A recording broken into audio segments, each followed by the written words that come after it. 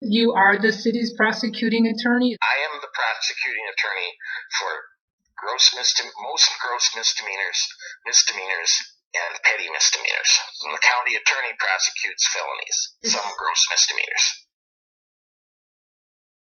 So you said you felt it more appropriate for the city prosecuting attorney to determine if a violation occurs. So you forwarded the file to him, to Tallen, is it? Mm-hmm. Okay.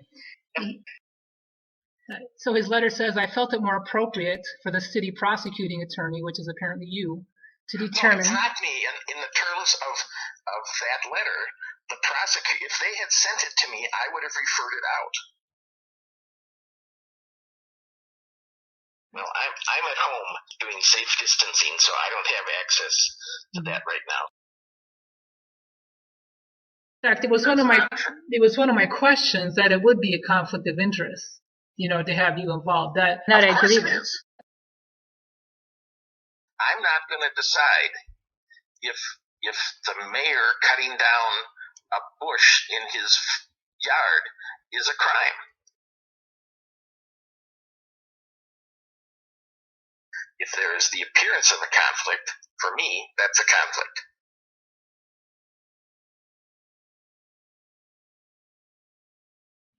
The only review that I did was an informal review where I read that the mound prosecutor, the mound inspector determined there was no violation.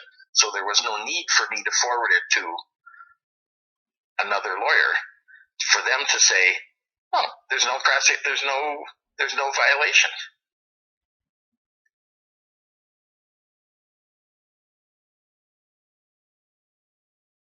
And again, it's an informal opinion.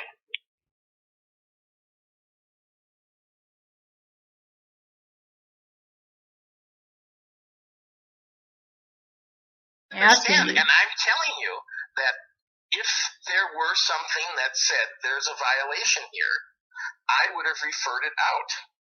And what I got from the conflict inspector, was that there was no violation.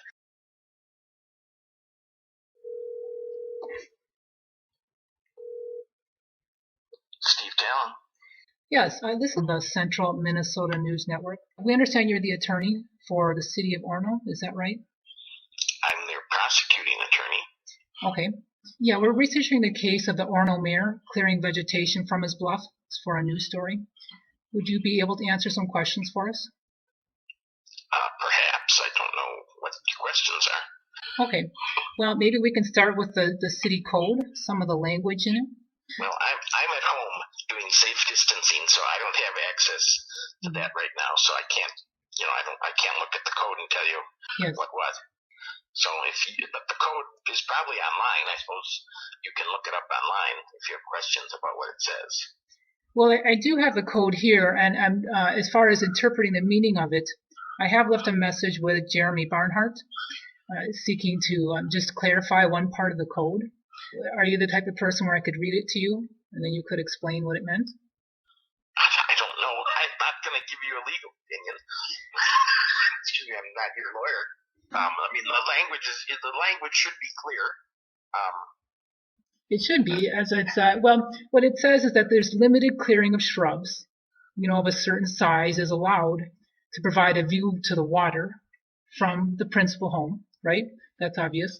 And then it also says it's allowed provided that the screening of structures, vehicles, or other facilities as viewed from the water, assuming some relief on conditions, is not substantially reduced. Does that mean that as people are across the lake or in their boats, that their view of the greenery isn't diminished? Is that what that means? I'm not gonna. I'd have to look at it and spend some time at it before I'm gonna give you any answers for publication. I can tell you it should mean what it means, and you shouldn't need a lawyer to figure out what it means. But I'm not sure that's helping you much. But you can publish the language and tell the world what you think it means. Well, I did leave a message with Jeremy Barnhart, and perhaps he could explain it to me as well. So as we understand it, Jeremy Barnhart has passed the issue of this, what he says is a zoning code violation to you. Is that correct? No. What happened is this. Jay Nygaard, who probably is the one who called you, has been complaining about that the mayor did something wrong. Because of potential conflicts of interest, Barnhart asked the mound inspector, the comparable person from the city of Mound, to do an inspection and determine if there was a violation, and they determined there was not. And, you may want to see if you think Mr. Nygaard has his own agenda. That's for you investigative reporters. So it was because of a possible conflict. The city sent it to someone without a conflict. That person, who was competent to make these decisions, determined there was no violation, and as far as I know, that's the end of the story. Now, are you aware that the Mound's zoning, or code regarding the shoreline is different from Orono's? I don't know. I don't represent Mound. I know that the Mound person, was asked to look at the Orono code and tell us if there's a violation, and they said there isn't one. Well, I spoke to them this morning, and they said that their code is different. They don't have that part about the screening of the structures as viewed from the water. No, I don't know if that is what happened. Then there was a failure of communication, because nobody would have asked them to determine if this was a violation of the Mound City Code. So if that's what happened, something more will have to be done, but that's not my understanding of what was done. But I asked her and Sarah Smith, and I asked her about the issue of the screening part, but she wasn't that familiar with it and that particular part of the code. Then I spoke to the manager, last name Haviston, and he said that his code was different, but there just seemed to be a lack of. I'm not sure that she was referencing the Orono code. Like, she didn't seem that familiar. I don't know what she got. My understanding, I didn't communicate with her, and I didn't tell I didn't tell Mr. Barnhart who he should pick. I said pick someone who's competent and that the city has a relationship with, so that we, if questioned, we could say this person is competent. And my understanding is they asked her to look at the code and look at the allegations, and she determined there was no violation. If there was a failure of communication in there, then the process needs to be done again. But I don't know that that's what happened. Mm-hmm. So the city of Orono is willing to rely on the city of Mound in this enforcement issue. Is that right? No, the city of Orono needs someone who does not have a conflict of interest in determining whether or not a elected official has a violation. Just like if the person from Mound had come back and said, I think this is a violation, then I would have had to find a conflict prosecuting attorney to handle it, because nobody wants me, whose position depends somewhat on the being in the good graces of the politicians, because they appoint me and they can remove me. There's a contract, but for cause they could. And so all we want to do is provide fair and objective enforcement without regard to personal biases or favoritism. Just like you don't want me to have a grudge against someone, you don't want the prosecutor to have a grudge against someone and try to make a murder case out of a speeding case. The idea is you get people with no interest in the outcome other than seeking justice, which is what we're supposed to do. Well, the question I have for you is that I would like you to look at the Orono Code, and could you possibly give me a response to it? I'm not going to give you a legal opinion about the Orono Code. If you want to do that, you hire a lawyer and get an opinion from them. If and when the case comes to me, which it hasn't, I will look at it. And if the Mound inspector didn't look at it from the perspective of the Orono Code, then that will have to be done again. But that much I can clarify with Mr. Barnhart. Are you aware of a correspondence that Mr. Barnhart sent to the Walshes? And I can read you. It said that they did send it to you. I can read you what it says if you like. I've seen many emails moving back and forth, mostly from Mr. Nygaard to the city manager, city administrator. But I'm not going to comment on what Mr. Barnhart might have said. If you have questions about that, you can ask him. So you've said that you have not received the case. That's what you've said? The case has not been referred to me for prosecution. The process works this way. In this case, there is a citizen complaint by Mr. Nygaard. He sent it to, I think, the chief of police and the city administrator. And he sent me a copy. And somewhere in the process of these emails, I told Mr. Barnhart that we should seek someone from the outside to provide an opinion as to whether or not there's a violation here. He arranged for the mound inspector to do that, and they came back saying, I don't see a violation. So the case was never sent to me saying, do I think there's a violation, because I'm not the fact finder. I rely on other people to provide me with information. If I were the fact finder, then I would be ethically barred from being the prosecutor.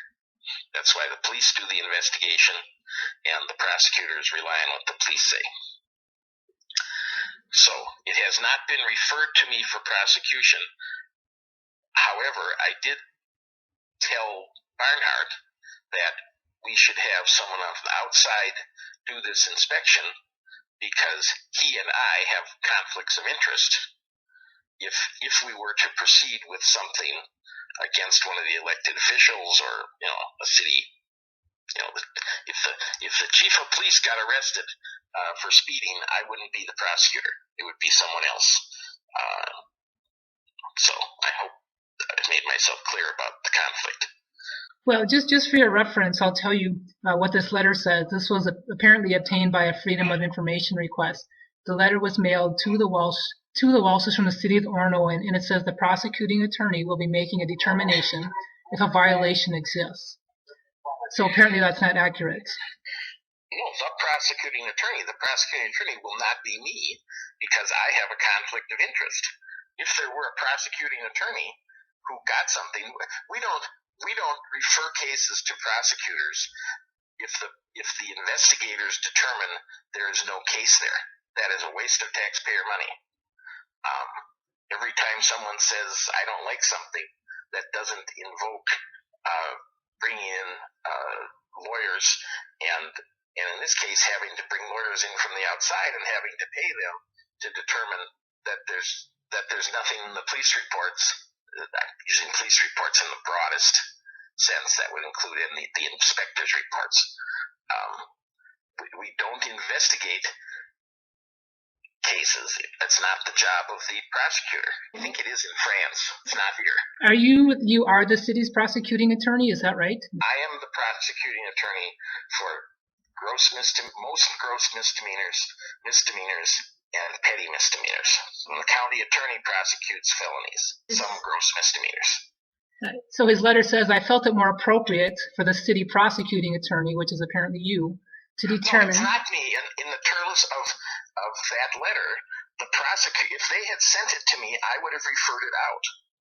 I would not act as the prosecuting attorney in a case involving where the mayor or the city administrator, the chief of police, or some high rank, or even a city employee was the suspect.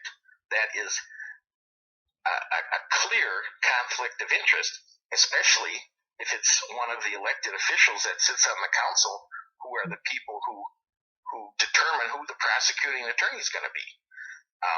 That's why you don't want the Attorney General of the United States investigating the President of the United States, and you have a special prosecutor. This case doesn't quite rise to that level, but it's the same principle. I am not interested in explaining why I don't have a conflict. If there is the appearance of a conflict, for me, that's a conflict. So he says in the letter, I forwarded your response and the case file to the city prosecuting attorney, so that you have not received that. I don't know if I have or not. I don't know what I've received. Not in my office. Did you make any type of review of the case? Pardon me? Well, he says that he forwarded it to you for your review. Have you made any type of review of the case? The only review that I did was an informal review where I read that the mound prosecutor, the mound inspector determined there was no violation. So there was no need for me to forward it to another lawyer for them to say, oh, there's no violation. Okay, so it sounds like the letter he's written isn't fully accurate. No, it sounds like you're trying to find a conspiracy where there is none. The prosecuting attorney is not necessary. I am the prosecuting attorney. However, I am not the prosecuting attorney for a case involving the mayor, other than to determine that if the investigator says there's nothing there to charge, then it would be a terrific waste of taxpayer money for me to send that to another lawyer and saying, hey, do you want to charge this where the investigator says there's nothing here? I have an obligation to the taxpayers to make that initial determination. If it had said there's a violation here, it would have gone to a conflict lawyer. Well, a letter that Barnhart did write said there was a violation. He found a violation. I think our conversation is going to be done. You want me to keep telling you what I'm telling you, and you're not listening to what I'm telling you. Well, it's also very kind of you to accuse me of conspiracies when I'm simply reading a letter here that he's read and asking you. And I'm telling you that if there were something that said there's a violation here, I would have referred it out. And what I got from the conflict inspector, was that there was no violation. If that inspector applied the wrong standard, then we need to redo that. That needs to be revisited before it gets to me. That's a city administration issue. I don't administer the inspections department. I don't supervise or administer the inspections department or the police department. I'm the prosecuting attorney, and that's a different role. Well, he says that it was sent to you, and so it sounds like you got something. That may very well be. I'm at a disadvantage. I don't have my file here. And if it was sent to me, maybe that's when I said we need a conflict inspector, because I'm not going to put the city staff should not be in a position